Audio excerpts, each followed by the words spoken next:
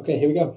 So today's YouTube live, Facebook live, Instagram live is going to be on what makes a back-friendly workout. We've got a few concise, hopefully, points that we'll run through in this video and talk about the sort of the main points you want to look out for with your workouts to make them sort of back-friendly.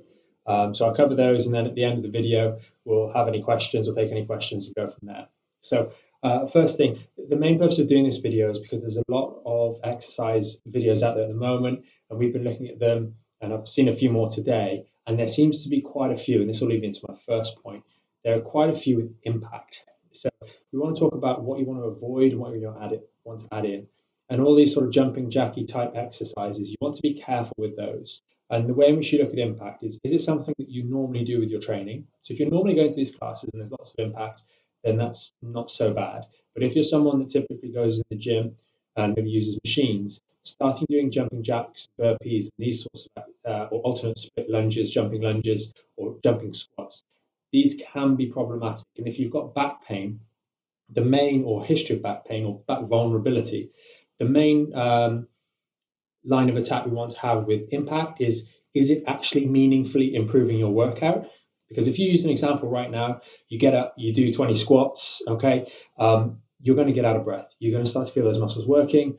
It's going to fatigue you. Is doing the jumping squats going to do that much more, adding that extra impact in, than if you just do static explosive squats from down and then firing back up again without having that impact on your joints? It's a great way to really keep the workout going well by using explosive squats, but not adding in that impact. So be careful if you want to use impact in your workouts, and find ways of working explosively, but without the impact component. So that's the first one.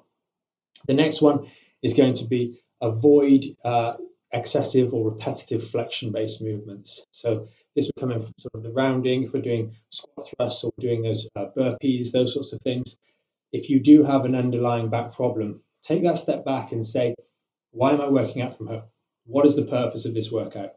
If it's to get some movement going through your body, stimulate your cardiovascular system, stimulate the muscles, and just generally for general wellness, then fine. If you're someone that repeatedly needs to bend forwards for some occupational reason, then okay, you might want to add in some flexion. But if you don't need to repetitively do flexion, you can avoid those movements by choosing different activities. And we'll get onto some of those a little bit later on in the video, but try your best to avoid flexion. Forward bending is not particularly helpful for the spine. It's just a bad way of working out. So try and avoid those. Exercises in particular that are going to be vulnerable for you if you do have back trouble are going to be the Russian twists. They're going to be the leg raises. They're going to be the sit-ups. Those repetitive flexion through the lumbar spine is not going to be ideal. So there are other variations. Quick example would be a side plank. A pulse side plank is a great way to stimulate your core without having a forward flexion. Another variation would be, to keep a neutral spine, is using lunges. Now, tying back into the impact example that I mentioned earlier, if you're doing reverse lunges, whereby you're stepping back, you're going to reduce or eliminate any real impact. Whereas if you're striding forwards to do your lunges, then you're going to have a bit of impact. So it's just about tweaking this. Doing the lunge allows you to keep a nice neutral position. And if you've got any loading on your body, then you'll be able to stimulate your balance and stimulate your core. As, for example, if you're doing a kettlebell lunge, as you go down, the kettlebell is going to pull you off one side, so you use your core to stabilize yourself. You can be creative with these things. The next one is going to be loading. Now, this is it's good and it's bad. It's good if it's done in a negligent way, but loading is actually really important. And if you saw one of our videos a couple of months back, we talked about using loading, joint-specific loading, particularly in ladies and young girls, when we're talking about bone density. And actually, joint-specific loading on the spine and on the other joints is going to be positive or net positive for your bone density. So it is something that's good. You need to be sensible with your loading. If you know that you normally lift a 15, 20 kilo kettlebell, or you squat 50, 60 kilos in the gym, and you've got a little 10-pound kettlebell, that's fine. Adding that extra bit of loading in a creative way is going to help you get more out of your workout, and it's not going to be detrimental to your back. So a little bit of loading is fine. If you're someone, the heaviest thing you carry is maybe your rucksack or something like that, and it's very, very light, then adding loading may be something you want to take a second thought at. It might be worth considering adding a little bit of loading to some of your exercises. Say, for example, if you're going to do a kettlebell squat, or you could even use sort of some heavy object in the house to squat with, holding it with a nice, good position, with a neutral spine, without bending the spine and without any impact. and just see how your body responds over the next 24 hours. We've got to remember that our whole world has kind of been turned on its head right now because people are doing things very, very differently to the way in which they normally operate. So your body's going to have different stresses on it.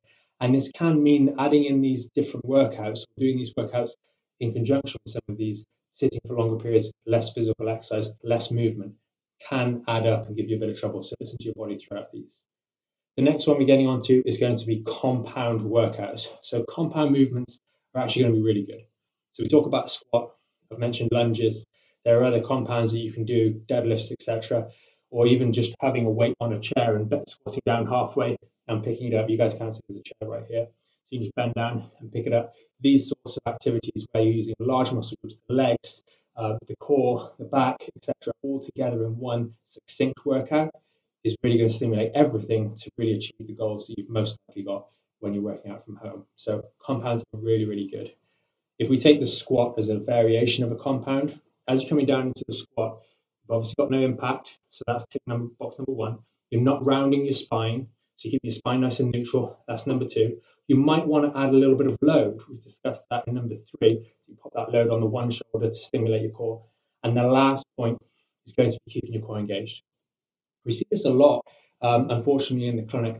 We get patients that they're doing the exercise and say, hey, let's go through lunges or squats, whatever it is. And then you pause halfway through and you poke them in the stomach, generally, and you find that the core's just not on. They're not doing the core. So choreographically, the routine looks good, but actually there's not that engagement there. So whenever we're doing any of these exercises, from the moment you start the workout to the moment you finish, and everywhere in between, you want to have your core nice and engaged, nice and tight, so you're protecting your spine throughout the workout as you're moving in different directions. If we've got nice flexible hips, then they're going to help the hips do the movement, so they protect your back from having to bend forwards, as we mentioned earlier. So hope you guys found this video useful. I'll just recap it once on the whiteboard as usual. And then if you've got any questions, we'll go through those. So first and foremost, what makes a back-friendly routine? We've mentioned firstly, impact. If impact is something that, have I point in the right place? Impact is something that you really want to avoid unless you're already doing these sorts of activities that have impact. But still, really think about why you're using the impact. If you can just do an explosive squat without the jump, why not just do that? It's safer, easier. And again, if you're in flats or those sorts of things, then it might not be advisable jumping around upstairs when someone's underneath you. Second thing was keep a neutral spine throughout these movements, no matter what you're doing. That neutral spine puts it in the best position for weight bearing, for loading, protects your spine, and prevents any excess force going through specific joints. We want to avoid and limit flexion, so leaving out things like Russian twists, etc., and excessive ab crunches, and focusing on other movements that can stimulate your core in the ways I discussed, like using the weight on one side of shoulders or the other when you're doing things like squats or lunges. Leading into using a little bit of load. Use some load. Load is good for you. You want to use it sensibly in a way that's not too extreme for your normal day-to-day routines, your normal workouts outside of this sort of peculiar period of time. You want to make sure we're using compound movements because those are essentially going to give you the best bang for your buck. We mentioned in yesterday's live that motivation can be a little bit of a factor with these things, and you might want to do a full 45, 50-minute workout. If you do a couple of rounds of squats in a space of 10 or 15 minutes, you're going to find you get pretty tired and pretty out of breath pretty quickly, and that's really going to stimulate those muscles. So that's a good one. And finally, keeping your core engaged throughout the whole of the workout from start to finish, whether you're putting things down and picking them up or between sets, make sure you're keeping your core engaged throughout. So hope you found this video interesting and helpful. And if you've got any questions, post them now, or if you're watching this on repeat, then do post them in the questions or comment section below. Yeah, we've got a question from Lauren. She's asked, is there a particular exercise program that we use? That we use? Yes. As in a series of exercises? So she's written, is there an exercise program that you guys use in particular? As well, so the main ones that we would recommend or we would use ourselves are using bands. So that'd be like the band workout all the workouts we have on the membership site are band friendly, so they're back friendly workouts. So it's using bands if you've got bands, or using body weight if you've got body weight, to get a workout done in about 20 minutes or just under. So that would be the workout that we'd recommend, and it kind of takes in all these principles that we've discussed on the board. Yeah. to go through those. So Lauren, hi, I'm just behind the camera. What I'll do is I'll just send you a quick DM. We do have a membership site with all of the exercises for anybody suffering with lower back pain. So I'll just send you a direct link there.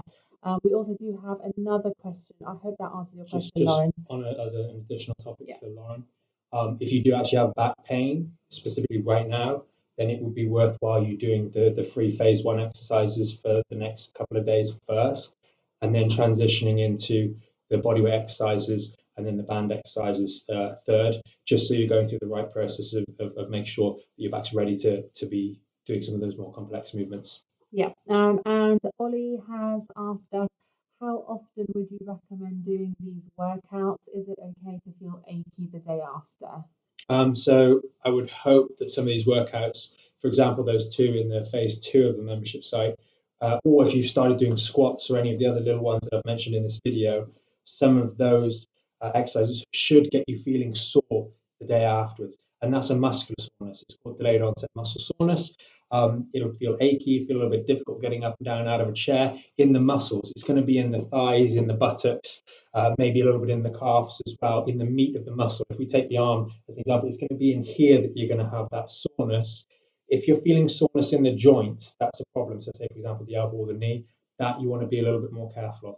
But like any new routine, first time going back in the gym, and a lot of you in 3, 4, 5 weeks time, when you go back into the gym, you're going to get that soreness in the muscles from the workouts because it's different, it's peculiar, and your body's going to respond with a little bit of shock.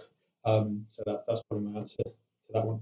Perfect. Yeah. I don't think there are any other questions, so that is everything. And you said how many times a week, a day or a week should you do the workout? Is it okay to feel sore the day after? Sore the day after is fine.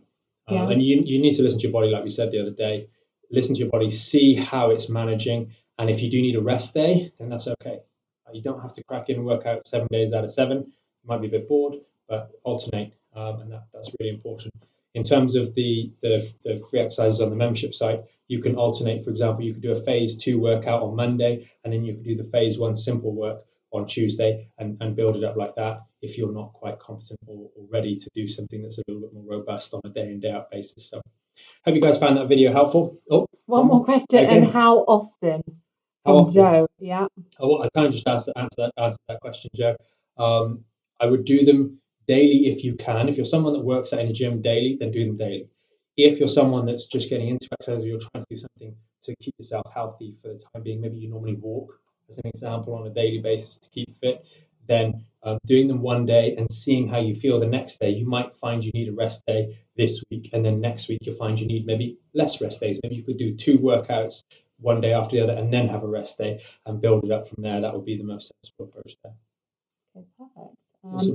Lauren, I have just pinned the URL onto this video, but I'll just send you a quick DM as well as soon as that's fine. Cool. We'll close it down there for today, guys. Remember, we're doing these every day at 2 p.m. So if you've got any questions that you want to ask, then do ping them over to us via email, info@themayfairclinic.com. You can also post them in the description or the comments where you're watching this now. We'll go through those after the videos as we're making everything sort of tidied up and add those to the list. So if you do have any other questions, make sure to tune in tomorrow at 2 p.m.